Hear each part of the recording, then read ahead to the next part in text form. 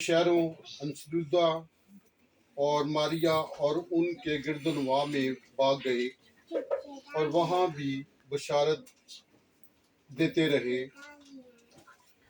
और बिस्तर में एक शख्स बैठा था जिसके पांव कमजोर थे और पैदाइशी लंगड़ा था और कभी ना चला था, और पलूस को बातें करते सुन रहा था।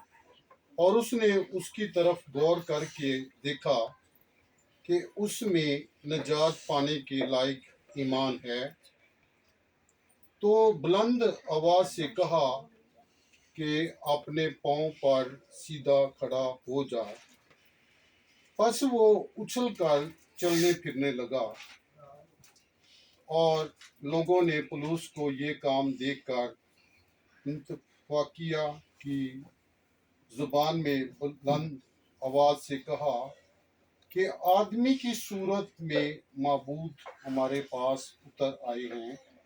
और उन्होंने बरनबास को रबस कहा और पुलूस को नरमिस, इसलिए कि वो कलाम करने में सबकत ले जाता था, और उसके उस मबीदा का पुजारी जो शहर के सामने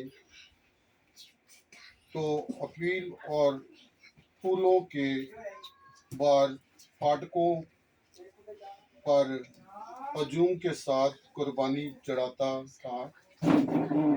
चाहता था।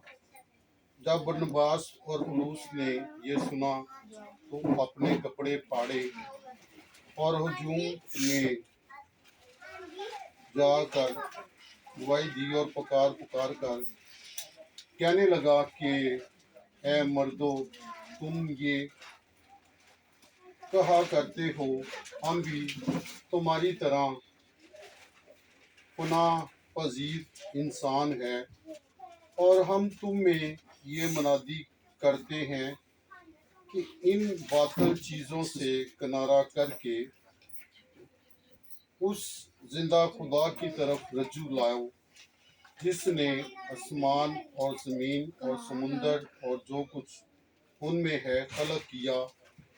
उसने अगले ज़मानों में से सब कौमों में अपनी अपनी राह चल दिए।